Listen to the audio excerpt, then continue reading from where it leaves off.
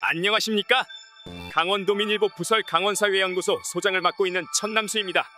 이번 주부터 천신민심은 메타버스 영상으로도 선을 보입니다. 시청자 여러분의 많은 관심 부탁드립니다. 오늘의 주제입니다. 대장동이란 큰 파고를 만난 이재명 후보가 대권을 잡을 수 있을까입니다. 지난 주말 민주당은 제주와 부산, 울산, 경남, 인천과 함께 2차 국민선거인단에 대한 개표 결과를 발표했습니다. 예상대로 이재명의 압승이었습니다. 다음 주 치러지는 서울, 경기 권리당원과 제3차 선거인단 60여만 표가 남아있지만 지금으로서는 이재명 후보의 과반 확보는 무난해 보입니다. 이재명 후보가 확정되었다고 해도 과언이 아닐 것입니다. 이재명 경기도지사는 숱한 논란의 주인공입니다. 그에 대한 논란은 그가 그만큼 숱한 우여곡절을 겪은 정치인이라는 사실을 반증합니다. 그의 드라마틱한 인생 역정은 불우한 가족관계에 따른 욕설 논란과 여배우와의 불륜설 등 개인사가 의혹의 원천이 되고 있습니다. 그리고 지금은 성남시장 시절에 대장동 개발을 둘러싼 의혹의 중심으로 지목받고 있습니다. 국민들은 대장동으로 누가 특혜를 받았는지 지켜보고 있습니다. 이재명 지사를 향해서는 대장동 개발을 통해 실제로 거액의 정치자금을 확보했거나 확보하려고 시도했느냐를 지켜보고 있는 것입니다. 개인사를 둘러싼 각종 의혹에다가 대장동 의혹이라는 태풍이 덮쳤는데도 이재명 지사가 경선에서 압도적으로 승리할 수 있었던 이유는 무엇이었을까요? 첫 번째는 무엇보다 여권 내 이재명 후보를 능가할 인물이 없다는 것입니다. 다른 후보를 지지하시는 분들은 동의하기 어렵겠지만 현 상황에서 민주당의 개혁적 이미지를 갖추고 정치적 경험과 전국적 지지를 받을 수 있는 조건을 갖춘 후보자를 찾기란 사실 쉽지 않습니다. 두 번째는 여당의 강력한 후보이다 보니 자연히 야권의 주공격 대상이 됐기 때문입니다. 더구나 이재명 후보는 앞서 말씀드렸듯 숱한 의혹의 당사자로서 야당 입장에서는 너무 좋은 공격 소재를 갖고 있었습니다.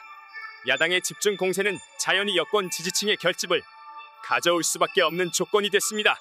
세 번째는 당사자인 이재명 후보의 거침없는 정면 돌파 의지에 대한 여권 지지자들의 신뢰가 바탕이 됐다는 것입니다.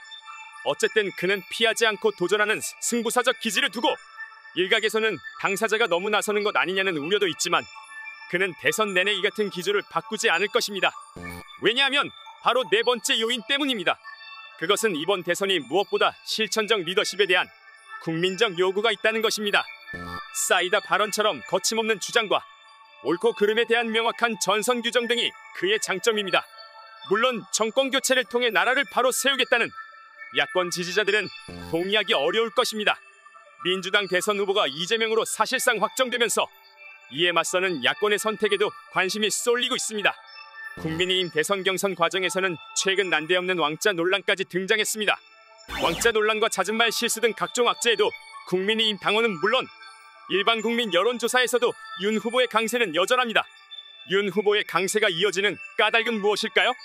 먼저 홍준표, 유승민 등 상대 후보들이 당원들의 지지를 얻지 못하고 있기 때문입니다. 실제로 정권 교체를 원하는 야권 지지자들은 현실적인 대안으로 윤석열 후보를 생각하고 있다는 것입니다. 그리고 윤석열 후보는 강력한 반 문재인의 이미지가 구축된 유일한 후보라는 점 때문입니다. 여기에 기성 정치인이 아니라는 점에서 정치적으로 신선하다는 것도 한몫을 하고 있습니다. 10월 들어서면서 여당과 야당의 대통령 후보 결정을 위한 각 정당의 경선이 정점을 향해 가고 있습니다. 민주당은 사실상 이재명 후보로 결정됐습니다. 국민의힘은 일단 4명의 후보로 추려지고 10월 내내 치열한 경쟁을 펼칠 것으로 예상됩니다. 이 과정에 대장동이 있습니다. 대장동은 여당과 야당의 경선 과정은 물론 본선까지 이어지면서 중심 이슈가 될 가능성이 높습니다. 이제 대통령 선거가 5개월 남았습니다. 지금부터는 민주당의 이재명 후보에 맞설 야권 후보가 누가 될 것인지가 관심입니다. 그런데 앞서 윤석열 후보의 강세 요인을 말씀드렸듯이 윤석열 지지세는 쉽게 가라앉지 않을 전망입니다. 여기에 최근 들어 급상승세를 타고 있는 홍준표 후보의 기세도 주목됩니다. 그래서 대통령 선거는 이재명 대 윤석열 혹은 이재명 대 홍준표의 대결 구도로 짜여질 가능성이 가장 높다고 봐야 할 것입니다. 그럼 내년 3월 9일 최종 대결 결과 누가 승리할까요? 이 물음은 다음 천신민심에서 분석하겠습니다. 오늘 천신민심은 여기까지입니다. 감사합니다. 더 많은 강원도민일보 뉴스를 원하시면 화면 위쪽을 눌러주시기 바랍니다. 좋아요와 구독, 알림 설정은 강원도민일보에게 큰 힘이 됩니다.